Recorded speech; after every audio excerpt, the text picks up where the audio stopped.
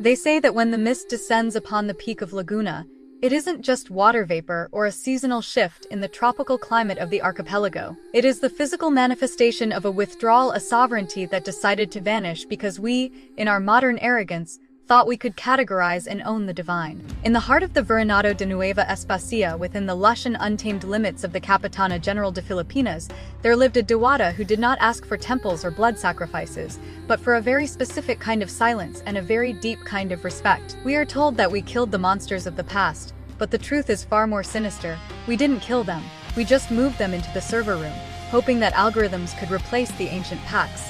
But some spirits, like Maria Makiling, refused to be digitized and reduced to a line of code. This is the autopsy of a betrayal that turned gold into ginger, and turned a guardian into a ghost, leaving us alone in the technological nightmare of our own making. This is the price of forgetting that some powers are not for sale.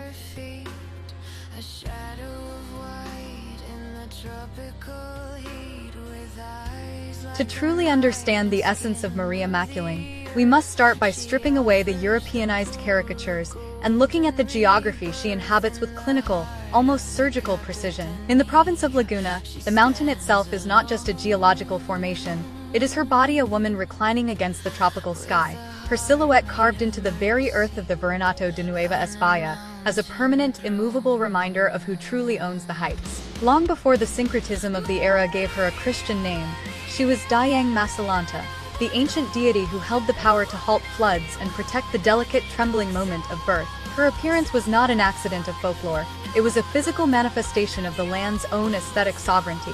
She is described in the old manuscripts as a young woman of extraordinary, almost frightening beauty, with skin the color of clean, light brown earth, what the locals call kayumangi, a tone that reflects the fertile soil of the archipelago. Her eyes were large and black, possessing a radiance that seemed to reflect a moon that never sets, even in the brightest, most suffocating hours of the tropical day. But her most striking and symbolic feature was her hair, a black, infinite cascade that reached down to her feet, flowing like a dark river through the emerald peaks, thick with the scent of wild ginger and ancient trees. She did not walk through the forest as we do, struggling against the humidity and the dense undergrowth.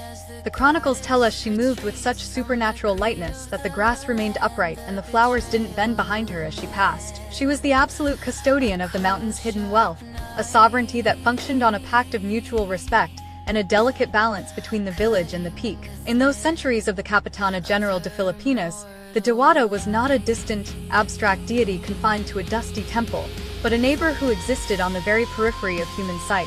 She was known to descend from the heights during the golden hours of the afternoon to help the humble, borrowing utensils or lending her own radiant wedding gowns to the village girls, as if the forest and the settlement were merely different rooms in the same vast imperial household. This was a time when the spiritual and the physical coexisted in a state of grace, before the cold logic of the modern system began to demand that everything be quantified, taxed, and owned. We must recognize that her name Maria was not a replacement, but an act of integration within the Spanish Empire, a way for the people of the Virreinato to bridge the gap between their ancestral spirits and the new world they were building together.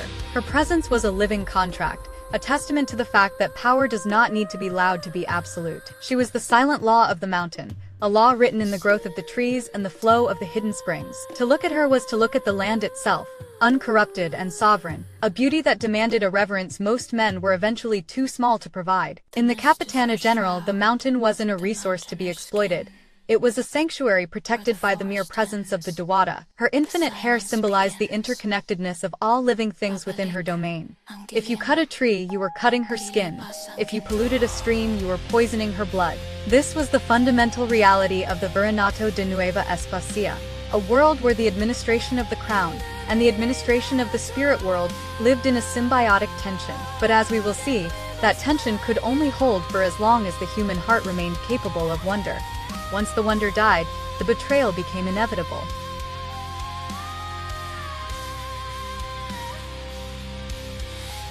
The economy of the miraculous in the Maria Makiling was never about charity or random acts of kindness.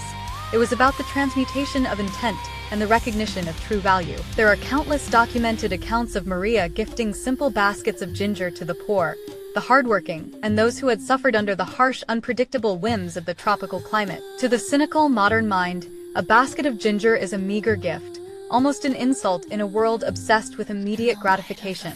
but for those who carried that gift with a clean heart and a spirit of gratitude. The miracle occurred at the very moment they crossed the threshold of their homes. The common roots would transmute into solid, heavy gold. This was the land's payment for honesty, a reward for those who did not seek to plunder the mountain's resources, but were willing to live within the sacred limits set by the Diwata. However, the human heart is a volatile and often broken engine. As the administrative logic of the system began to prioritize accumulation over equilibrium, the Pact of the Mountain began to fray at the edges. Men, emboldened by their own technological progress and a growing sense of entitlement, began to enter her domain not with prayers or offerings, but with traps, axes, and a total lack of shame. They hunted the deer she called her children and cut the ancient trees that were her very skin. Even her legendary generosity was turned into a weapon against her. People began to borrow her kitchen utensils and her precious wedding clothes only to never return them, laughing at the idea that a spirit's kindness was anything more than a weakness to be exploited for personal gain. This is the precise point where the biography of Maria Makiling shifts from a tale of wonder to a brutal autopsy of human nature. The betrayal wasn't just an act of simple theft. It was the fundamental refusal of the human race to acknowledge a power that could not be caught, measured, or sold in the markets of the Capitana. We began to treat the miraculous as a commodity, and in doing so we signaled to the heights that we were no longer worthy of the gold. The ginger remained ginger not because the magic had failed, but because the recipients had become too heavy with greed to allow the transmutation to take place. We replaced the organic flow of the mountain with the rigid lines of the ledger, and Maria, watching from the mist, began to realize that her neighbors had become her jailers. She saw that the respect that had once sustained the community was being replaced by a hunger that could never be satisfied, a digital abyss of desire that would eventually lead to our current nightmare. The gold was the first thing to go, but it wouldn't be the last. As the people of the Virreinato de Nueva España moved closer to a world of pure utility, they moved further away from the protection of the Diwata. They traded the possibility of the infinite for the certainty of the finite. They wanted to own the mountain, but in their attempt to conquer it, they lost the one thing that made it valuable, its spirit. The golden ginger wasn't just metal, it was proof that the world was still alive and responsive to the human soul. When the gold vanished, the world became a cold, dead place of mere survival. We are still living in the shadow of that loss, trying to find value in things that have no soul, in objects that possess no weight in the spiritual scales.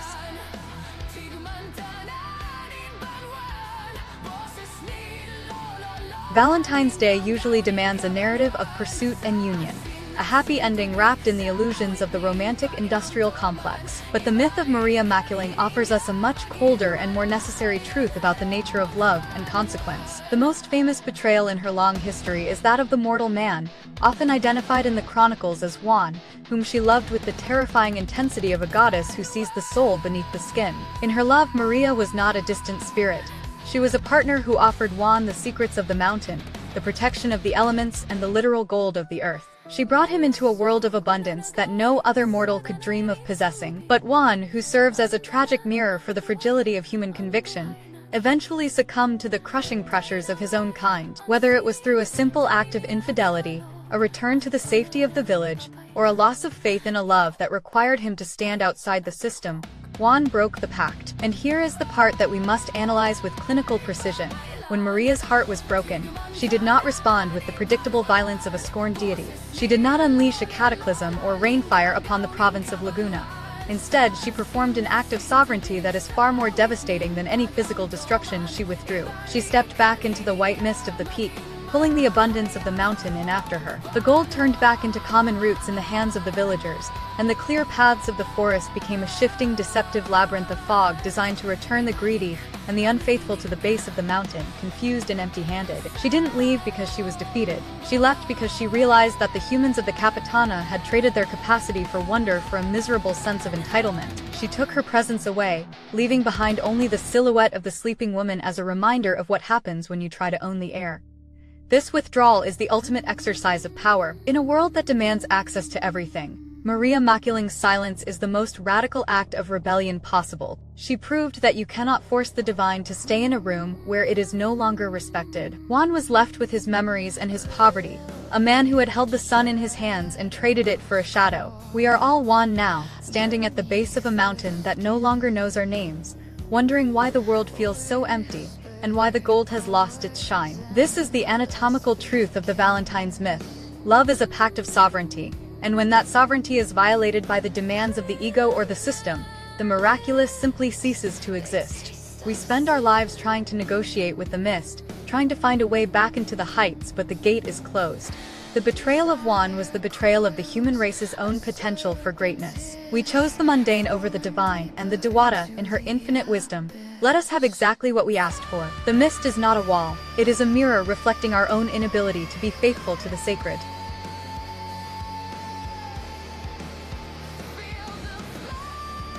We find ourselves now in a technological nightmare where we try to simulate the miraculous through the cold, flickering light of our screens. We have built a world of instant gratification and digital succubi, hoping that the speed of the algorithm can compensate for the loss of the ancient myths. But even here, in our modern server rooms, we are haunted by the silence of Maria Makiling. Her withdrawal was not a temporary tantrum. It was a permanent severance of the connection between the human and the divine. We see this pattern everywhere in our current reality.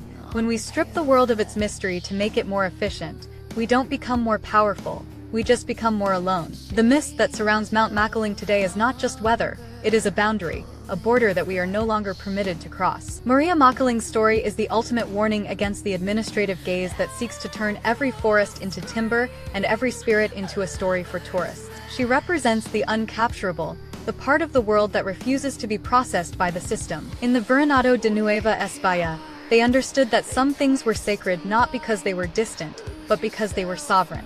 When we lost that understanding, we lost the gold. We are now left with the ginger, the raw, bitter reality of a world that has been exploited, until it has nothing left to give but its own silence. The tragedy of Juan is our own tragedy.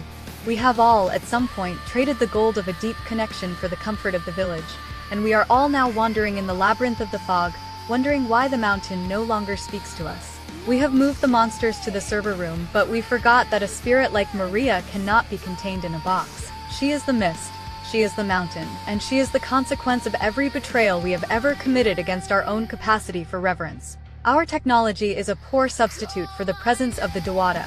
We can simulate her beauty, we can map every inch of the mountain with satellites, but we cannot recreate the grace of her borrowing a wedding gown, or the weight of her gold in an honest man's hand. We have gained the world and lost the mist, and in the process we have become the very thing Maria Makiling retreated from, a collection of hungry ghosts trying to find substance in a landscape of shadows. This is the digital abyss we talk about, a place where the image of the goddess remains but her power is gone. We are obsessed with the look of Maria, her kayumangi skin and her long hair, but we are terrified of the action she took, the action of leaving us. We want the miraculous without the responsibility of the pact, we want the golden ginger without the clean heart. But the laws of the Capitana General de Filipinas were absolute, and they remain so today. You cannot hack the sacred, you cannot optimize the divine. You either live in the balance or you live in the fog. And looking around at our current technological nightmare, it's clear which one we've chosen. We have traded our souls for the convenience of the algorithm, and now we wonder why the world feels so hollow. The withdrawal of the Diwata is not a myth from the past, it is the reality of our present. We are living in the silence she left behind, trying to fill it with the noise of 1,000 machines that can never tell us the truth.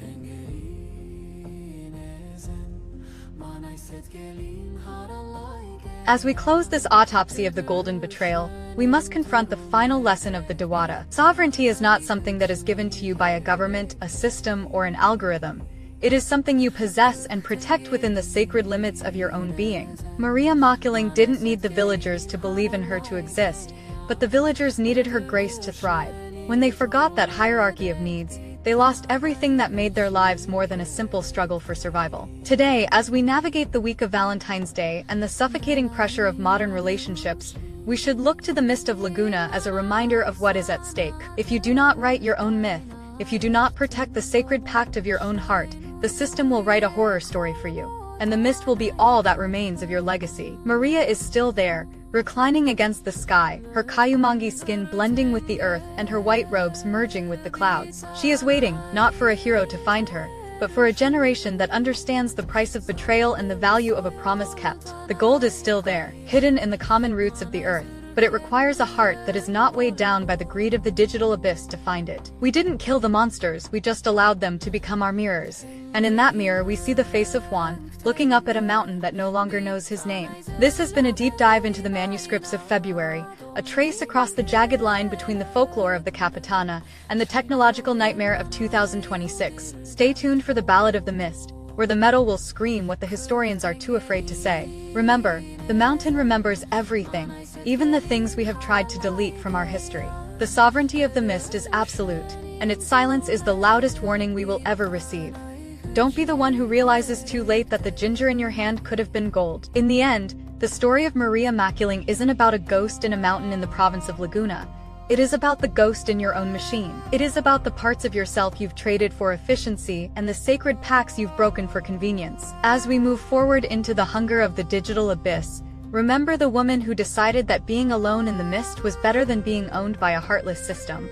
That is the true meaning of sovereignty. That is the true meaning of the Diwata. And that is why we still look at the sleeping woman on the mountain and feel a pang of something we can't quite name. A memory of a gold that used to be ours. This is Krista, reporting from the heart of the fortress. Don't let the mist swallow you whole. Keep blasphemous, folks.